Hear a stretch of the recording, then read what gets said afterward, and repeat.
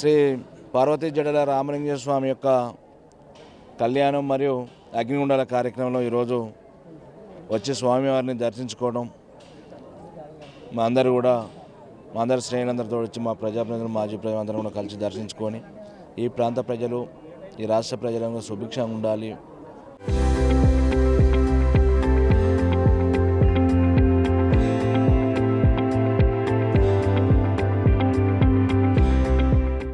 ప్రభుత్వం మంచి పరిపాలన ప్రజలకు ఇచ్చిన నెరవేర్చాల పద్ధతిలో కోరుకోవడం జరిగింది.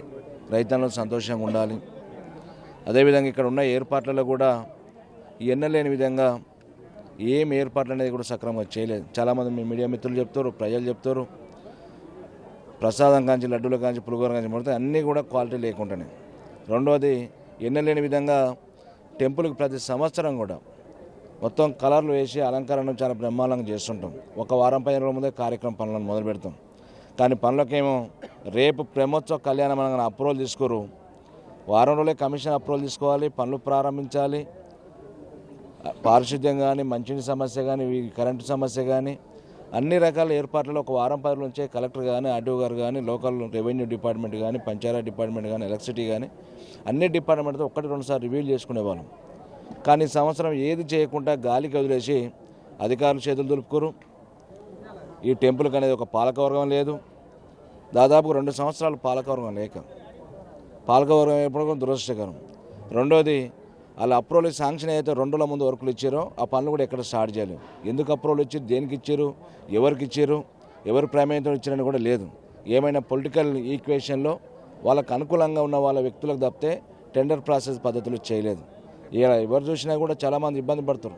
ఎన్నలేని విధంగా ఇలా కళ్యాణ మండపం దగ్గర కర్దం కూడా దులుపులేని పరిస్థితి అంటే ఎంతకంటే నీ సిగ్గు ఇంకోటి లేదు. దేవుని దగ్గర నేను వేరే రాజకీయం కాదు, కానీ పరిశుభ్రత అనేది ఇంపార్టెంట్. ఎంతోమంది భక్తులు రామలింగేశ్వర స్వామి కోరుకున్న కోరికలు నెరవేర్చే ఒక నమ్మకం, విశ్వాసంతో మన నల్గొండ జిల్లా కాదు, మహబూబ్నగర్ కానీ, రంగారెడ్డి కానీ దూర ప్రాంతాల జిల్లాలకి కూడా వేలాది మంది భక్తులు వస్తుంటారు.